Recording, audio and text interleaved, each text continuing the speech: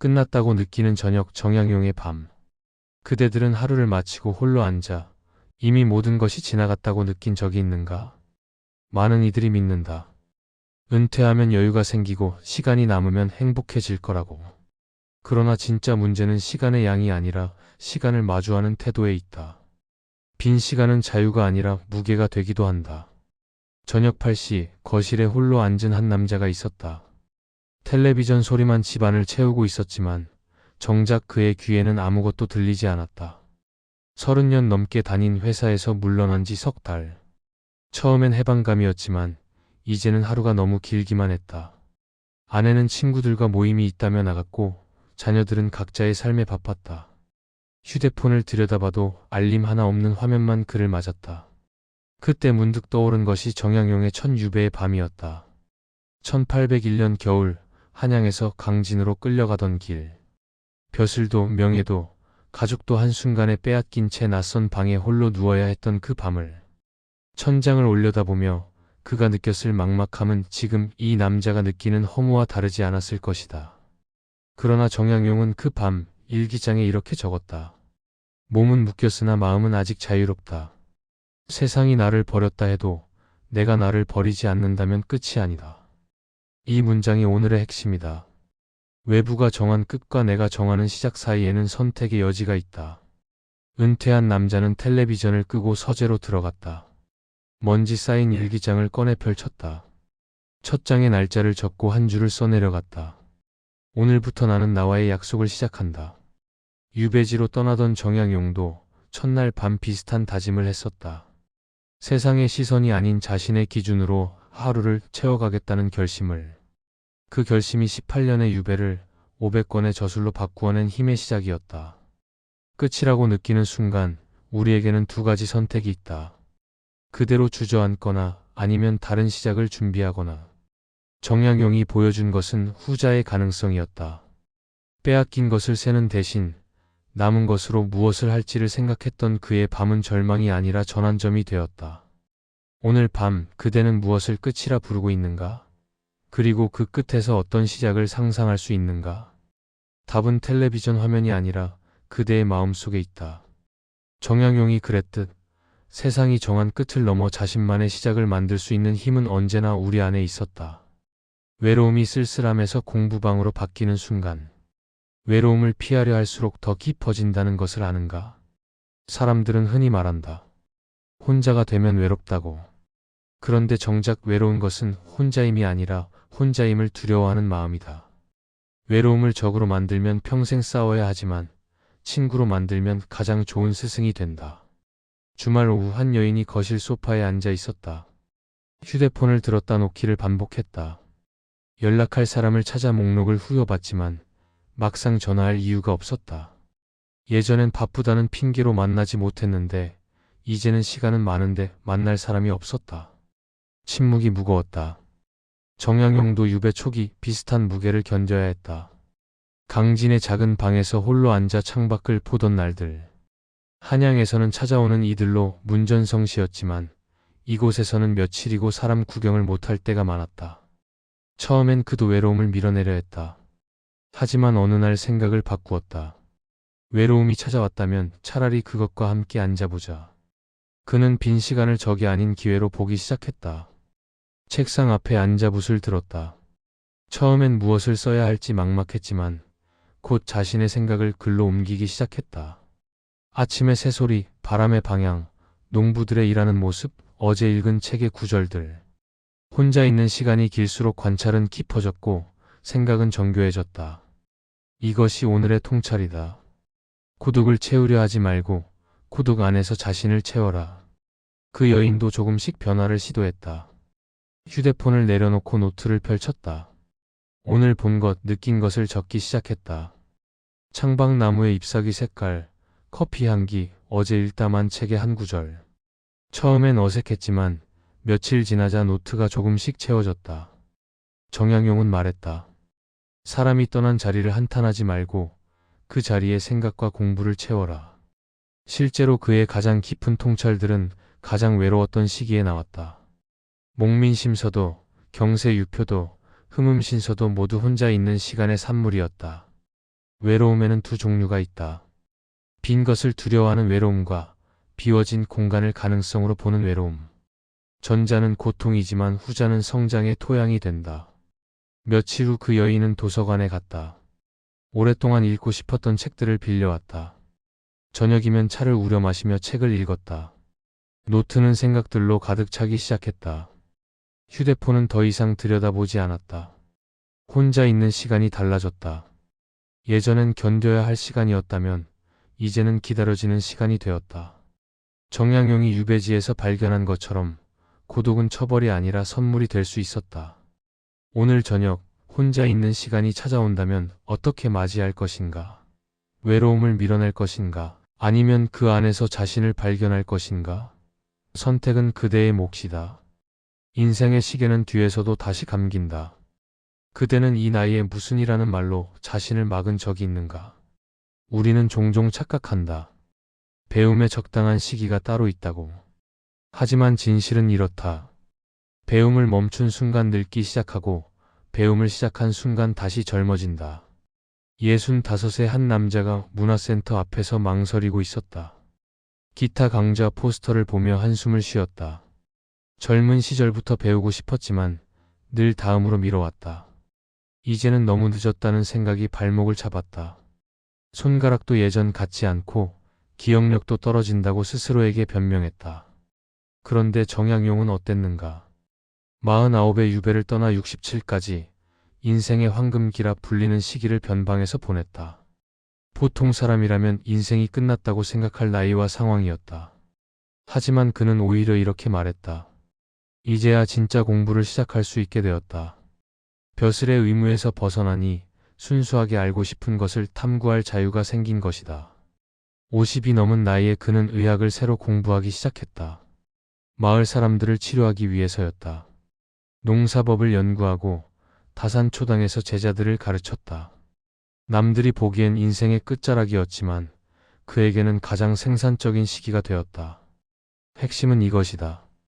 나이는 숫자일 뿐 배움의 의지가 진짜 나이를 결정한다. 그 남자는 결국 문화센터 문을 열고 들어갔다.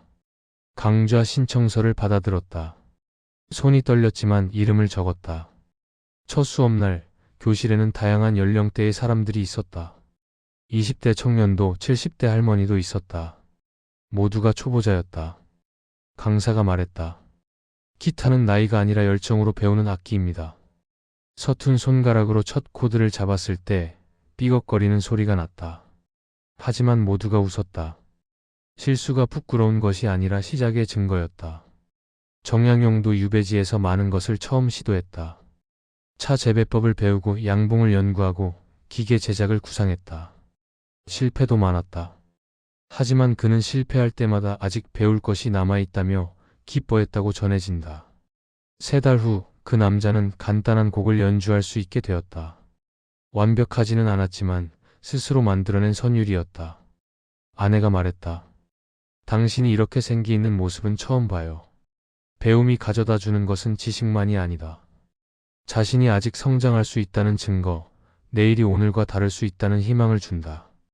정약용이 60이 넘어서도 새로운 책을 쓸 수 있었던 것은 배움을 멈추지 않았기 때문이다. 그대가 너무 늦었다고 생각하는 그것은 무엇인가? 그리고 정말로 늦은 것인가? 정약용의 삶이 보여주듯 시작하기로 마음먹은 오늘이 바로 가장 좋은 날이다. 인생의 시계는 그대가 갚는 만큼 돌아간다. 두려움을 종이에 적는 일, 마음을 가볍게 하는 기술. 두려움을 감추려 할수록 그것은 더 거대해진다는 것을 아는가? 사람들은 믿는다. 두려움을 외면하면 사라질 거라고. 하지만 진실은 정반대다. 보이지 않는 곳에 숨은 두려움일수록 우리를 더 강하게 지배한다. 새벽 3시 한 여인이 잠을 이루지 못하고 있었다. 며칠 후면 늦은 나이에 시작한 대학원 발표가 있었다. 머릿속에서는 온갖 최악의 시나리오가 재생되고 있었다. 말을 더듬으면 어쩌나, 질문에 답하지 못하면 어쩌나, 다들 나를 이상하게 볼 것 같은 불안이 가슴을 짓눌렀다. 정약용도 유배를 떠나기 전날 밤 비슷한 불안에 시달렸다. 한양을 떠나 먼 남쪽으로 간다는 것, 가족과 헤어진다는 것, 언제 돌아올지 모른다는 것. 막연한 두려움이 그를 잠들지 못하게 했다. 그때 그가 한 일이 있었다. 촛불을 켜고 종이를 펼쳤다. 그리고 두려운 것들을 하나씩 적어 내려갔다. 병이 들 수도 있다. 가족이 고통받을 것이다. 책들을 잃을지도 모른다. 신기한 일이 일어났다. 머릿속에서 구름처럼 떠다니던 두려움이 종이 위에 글자가 되자 크기와 모양이 보이기 시작했다. 무한해 보이던 것이 유한해졌다. 이것이 핵심 통찰이다. 형체 없는 두려움은 거대하지만 적어놓은 두려움은 다룰 수 있다. 그 여인도 노트를 꺼냈다. 두려운 것들을 하나씩 적었다. 발표 중 말을 더듬을까봐, 교수님이 날카로운 질문을 할까봐, 다른 학생들이 나를 무시할까봐. 적고 나니 모두 10가지였다. 생각보다 적었다. 그리고 각각의 옆에 대비책을 적었다.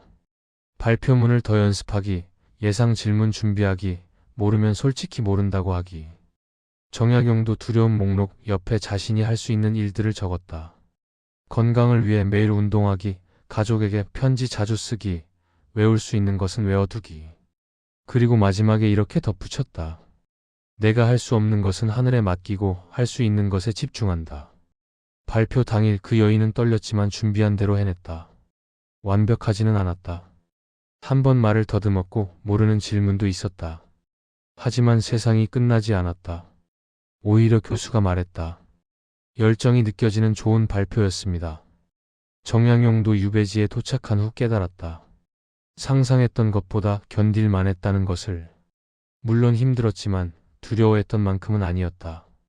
오히려 예상치 못한 기쁨들도 있었다. 새로운 사람들, 새로운 풍경, 새로운 깨달음들. 두려움은 종종 실제보다 그림자가 더 크다. 하지만 종이 위에 적는 순간 그림자는 실체를 드러낸다. 그리고 실체를 보면 대부분은 감당할 수 있는 크기다. 오늘 밤 그대를 잠들지 못하게 하는 두려움은 무엇인가? 한번 적어보라. 구름 같던 것이 글자가 되는 순간 그대는 이미 그것을 다스리기 시작한 것이다. 하루 한 번 나와 맺는 약속이 존엄을 지킨다. 그대는 스스로와의 약속을 얼마나 지키고 있는가? 우리는 타인과의 약속은 중요하게 여기면서 정작 자신과의 약속은 쉽게 깨뜨린다. 하지만 자존감의 비밀이 바로 여기에 있다.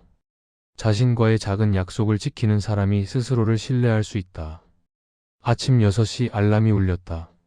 한 남자가 눈을 떴다가 다시 감았다. 어젯밤 다짐했던 아침 운동은 또 다음으로 미뤄졌다. 이불 속에서 스스로에게 변명했다. 오늘은 좀 피곤하니까 내일부터 하면 되니까. 정약용은 유배지에서도 철저한 일과를 지켰다. 새벽에 일어나 세수를 하고 방을 정리하고 책상을 닦았다. 그런 다음에야 책을 펼쳤다. 누가 보는 것도 아니었다. 감시하는 이도 없었다. 하지만 그는 매일 같은 의식을 반복했다. 제자가 물었다. 선생님, 아무도 보지 않는데 왜 그리 정성을 들이십니까? 정약용이 답했다. 나 자신이 보고 있지 않느냐. 남을 속일 수는 있어도 자신은 속일 수 없다. 이것이 오늘의 깨달음이다. 존엄은 거창한 것이 아니라 스스로와의 작은 약속을 지키는 데서 시작된다. 그 남자는 일주일 후 다시 시도했다. 이번엔 작게 시작했다. 매일 아침 침대 정리하기.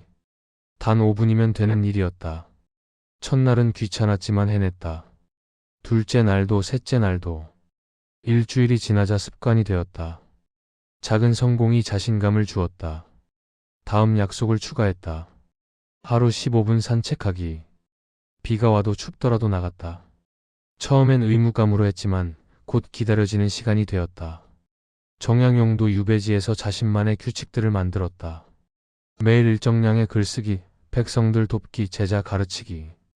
때로는 힘들고 하기 싫은 날도 있었다. 하지만 그는 포기하지 않았다. 그 작은 일과들이 18년의 유배 기간을 견디게 해준 버팀목이었다. 한 달이 지났다. 그 남자의 하루가 달라졌다. 아침에 일어나면 침대를 정리하고 간단히 스트레칭을 하고 산책을 나갔다. 저녁에는 하루를 정리하는 일기를 썼다. 거창한 내용이 아니었다. 오늘 감사한 것 3가지, 내일 할 일 1가지. 아내가 말했다. 당신 요즘 표정이 밝아졌어요. 그 자신도 느끼고 있었다. 스스로를 대하는 태도가 달라졌다. 약속을 지킬 때마다 자신에 대한 신뢰가 쌓였다. 정약용은 말했다. 하루하루가 쌓여 인생이 된다. 하루를 함부로 대하는 사람은 인생도 함부로 대하는 것이다. 그는 유배지에서도 매일을 소중히 여겼다. 그 결과가 500건의 저술이었다. 작은 약속들이 쌓여 큰 변화를 만든다. 침대 정리가, 15분 산책이, 일기 한 줄이 그대를 바꾼다. 중요한 것은 크기가 아니라 지속이다. 오늘 자신과 어떤 약속을 하겠는가? 거창할 필요 없다. 지킬 수 있는 작은 것부터 시작하라. 그것이 그대의 존엄을 지키는 첫걸음이 될 것이다. 적은 사람, 깊은 마음 유배지의 벗들이 가르쳐준 것. 그대는 친구의 수와 외로움이 반비례한다고 믿는가? 많은 이들이 착각한다. 연락처가 많으면 덜 외롭다고. 하지만 실제로는 정반대다. 100명의 지인보다 1명의 진정한 벗이 더 큰 위로가 된다. 명절 아침 한 여인이 휴대폰을 들여다보고 있었다. 안부 문자가 수십 개 왔다. 대부분 복사해서 보낸 듯한 형식적인 인사들이었다. 일일이 답장을 보냈지만 마음은 허전했다. 정작 속마음을 털어놓을 사람은 없었다. 정약용이 한양에 있을 때는 찾아오는 이가 많았다. 권력을 가진 그에게 부탁할 일이 있는 사람들이었다. 하지만 유배지에는 아무도 오지 않았다. 처음엔 서운했다. 그 많던 사람들이 모두 등을 돌렸다. 하지만 시간이 지나자 진짜 인연이 나타났다. 글을 배우러 온 아이, 차를 나누러 온 노인, 동사 방법을 묻는 농부. 이들에게는 바라는 것이 없었다. 그저 사람 대 사람으로 만났다. 어느 날 한 제자가 찾아와 물었다. 선생님은 외롭지 않으십니까? 정약용이 답했다. 한양에서는 사람은 많았지만 마음은 외로웠다. 여기서는 사람은 적지만 마음이 통한다. 핵심은 이것이다. 관계의 질은 양이 아니라 깊이에서 온다. 그 여인은 연락처를 정리하기 시작했다. 1년 이상 연락하지 않은 번호들을 지웠다. 500개가 넘던 연락처가 50개로 줄었다. 처음엔 불안했다. 혹시 필요할지도 모르는데. 대신 남은 사람들과의 관계에 집중했다. 오래된 친구에게 전화했다. 커피 한잔 할래? 만나서는 안부가 아닌 진짜 이야기를 했다. 요즘의 고민, 늙어가는 것에 대한 두려움, 자녀에 대한 걱정. 친구도 마음을 열었다. 사실 나도 외로웠어. 2시간이 훌쩍 지났다. 형식적인 만남이 아니라 진짜 만남이었다. 정약용도 유배지에서 몇 명의 진정한 벗을 만났다. 그중 한 명이 회장 스님이었다. 종교도 다르고 나이도 달랐지만 마음이 통했다. 차를 마시며 인생을 논하고 시를 주고받았다. 회장이 세상을 떠났을 때 정약용은 이렇게 적었다. 평생 만난 수천 명보다 그 한 사람이 더 그립다. 석 달 후 그 여인의 삶이 달라졌다. 만나는 사람은 줄었지만 관계는 깊어졌다. 매주 한 번씩 진짜 친구들과 만났다. 때론 둘이, 때론 셋이. 허례허식 없이 편하게. 동네 카페 주인과도 친해졌다. 매일 같은 시간에 가니 자연스레 대화가 시작되었다. 날씨 이야기로 시작해 이제는 서로의 안부를 묻는 사이가 되었다. 정약용이 말했다. 벗은 많이 사귀는 것이 아니라 깊이 사귀는 것이다. 실제로 그가 남긴 편지의 대부분은 몇 명의 진정한 벗들에게 보낸 것이었다. 그대의 연락처에는 몇 명의 진짜 친구가 있는가? 수백 명의 이름보다 중요한 것은 새벽에 전화해도 받아줄 한 사람이다. 오늘 그 한 사람에게 연락해보는 것은 어떨까? 걷고 바라보고 고마워하는 공부. 그대는 하루 중 얼마나 하늘을 올려다보는가? 우리는 너무 바쁘게 살면서 정작 중요한 것을 놓친다. 계절의 변화, 바람의 온도, 햇빛의 각도. 이런 것들이 사소해 보이지만 실은 삶을 풍요롭게 만드는 비밀이다. 아침 7시 한 남자가 공원을 걷고 있었다. 처음엔 의무감으로 시작한 산책이었다. 의사가 하루 30분은 걸으라고 했기 때문이다. 스마트폰으로 걸음 수만 확인하며 빨리 끝내려고만 했다. 정약용도 처음 유배지에 도착했을 때는 밖에 나가기 싫었다. 죄인의 신분으로 사람들의 시선을 받는 것이 부담스러웠다. 하지만 방 안에만 있으니 몸도 마음도 병들 것 같았다. 어느 날 용기를 내어 들판으로 나갔다. 처음엔 그저 걷기만 했다. 그런데 며칠 지나자 보이기 시작했다. 논물에 비친 하늘, 바람에 흔들리는 벼이삭, 일하는 농부들의 리듬. 그는 걸으면서 관찰했고 관찰하면서 기록했다. 농사법, 물길, 토양, 기후. 이 모든 것이 그의 농업 연구서인 산수경의 재료가 되었다. 깨달음은 이것이다. 몸이 움직이면 마음도 움직이고 마음이 움직이면 감사가 따라온다. 그 남자도 어느 날 스마트폰을 집에 두고 나왔다. 걸음수를 세는 대신 주변을 보기 시작했다. 매일 같은 길인데 처음 보는 것들이 많았다. 벤치에 새겨진 글귀, 나무 밑동에 익히 새들의 지저김. 특히 계절의 변화가 놀라웠다. 어제까지 푸르던 잎이 오늘은 살짝 노랗게 변해 있었다. 바람도 달랐다. 아침의 서늘함이 가을을 알리고 있었다. 정약용은 자연 관찰을 통해 철학을 했다. 나무는 때를 알아 잎을 떨구고 물은 낮은 곳으로 흐른다. 자연은 억지로 하는 것이 없는데도 완벽하다. 그 남자는 산책 후 집에 돌아와 노트를 펼쳤다. 오늘 감사한 것들을 적었다. 햇빛이 따뜻했다. 숨이 덜 찼다. 개를 산책시키던 이웃이 인사를 했다. 커피가 평소보다 맛있었다. 처음엔 억지로 짜내는 느낌이었다. 하지만 매일 적다 보니 감사할 것들이 늘어났다. 아니, 원래 있었는데 보지 못했던 것들이 보이기 시작했다. 정약용도 유배지에서 매일 감사 일기를 썼다. 오늘은 비가 와서 농부들이 기뻐했다. 제자가 어려운 글귀를 이해했다. 저녁 노을이 아름다웠다. 상황은 여전히 유배였지만 마음은 풍요로웠다. 한 달 후 그 남자의 아침이 달라졌다. 산책이 의무가 아니라 즐거움이 되었다. 같은 길이지만 매일 다른 발견이 있었다. 몸도 가벼워졌지만 더 큰 변화는 마음이었다. 세상을 보는 눈이 달라졌다. 걷기, 보기, 감사하기. 이 간단한 세 가지가 정약용을 18년의 유배에서 무너지지 않게 한 비결이었다. 몸을 움직이니 생각이 맑아졌고 자연을 보니 지혜를 얻었고 감사를 하니 마음이 넉넉해졌다. 오늘 걸으면서 무엇을 보았는가? 그리고 무엇에 감사했는가? 답은 멀리 있지 않다. 바로 발 아래 눈앞에 지금 이 순간에 있다. 마지막까지 제자에게 남긴 한마디, 그리고 지금 당신에게. 그대는 인생의 마지막에 무엇을 남기고 싶은가? 우리 모두는 언젠가 떠난다. 중요한 것은 얼마나 오래 사느냐가 아니라 어떤 흔적을 남기고 가느냐다. 정약용의 마지막이 우리에게 주는 교훈이 바로 그것이다. 75살, 죽음을 앞둔 정약용 곁에 제자들이 모여 있었다. 그들이 물었다. 선생님, 이 어려운 세상에서 우리가 가장 먼저 지켜야 할 것은 무엇입니까? 노학자는 잠시 눈을 감았다가 천천히 말했다. 바꿀 수 없는 것을 탓하기 전에 바꿀 수 있는 것부터 바꾸어라. 세상을 바꿀 수 없다면 나를 바꾸고 남을 바꿀 수 없다면 내 태도를 바꾸어라. 이것이 그가 평생 실천하고 남긴 지혜였다. 유배라는 바꿀 수 없는 현실 속에서 그는 바꿀 수 있는 것들을 바꾸었다. 자신의 마음, 하루의 사용법, 사람을 대하는 태도. 지금 이 순간 은퇴 후 삶을 고민하는 한 사람이 있다. 앞의 장들을 통해 만났던 그 사람이다. 여전히 나이는 그대로고 상황도 크게 달라지지 않았다. 하지만 그의 하루는 완전히 달라졌다. 아침에 일어나면 침대를 정리한다.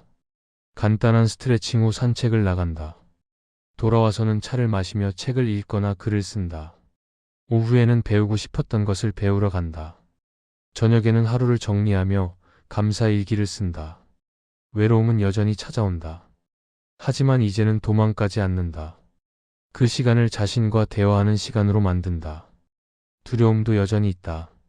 하지만 종이에 적어 크기를 확인하고 대책을 세운다. 무엇보다 달라진 것은 시선이다. 끝났다고 생각했던 인생이 새로운 장의 시작이 되었다. 정약용이 유배지에서 발견한 것처럼 제약은 한계가 아니라 다른 가능성의 문이었다. 핵심은 이것이다. 환경이 우리를 규정하는 것이 아니라 우리가 환경을 해석하는 방식이 삶을 결정한다. 정약용은 임종 직전까지도 글을 썼다. 마지막 글은 이런 내용이었다. 나는 죄인의 몸으로 18년을 살았지만 그 시간이 내 인생에서 가장 깊은 시간이었다. 잃은 것보다 얻은 것이 많았다. 그의 500권 저술은 단순한 책이 아니다. 절망을 희망으로, 제약을 자유로, 고독을 성장으로 바꾼 연금술의 기록이다. 그리고 그 비법은 특별한 것이 아니었다. 매일의 작은 실천, 자신과의 약속, 감사하는 마음. 이제 질문을 던진다. 그대는 지금 어디에 있는가? 무엇을 끝이라 부르고 무엇을 시작이라 부르고 있는가? 정약용의 삶이 보여준 진실은 단순하다. 우리는 언제든 다시 시작할 수 있다. 나이도 환경도 과거도 우리를 가둘 수 없다. 오직 우리 자신만이 우리를 가둘 수 있고 또한 자유롭게 할 수 있다. 오늘이 그 시작이 되기를. 정약용이 유배지에서 그랬듯 그대도 자신만의 다산을 일구어내기를. 그것이 이야기가 그대에게 전하고 싶은 마지막 메시지다.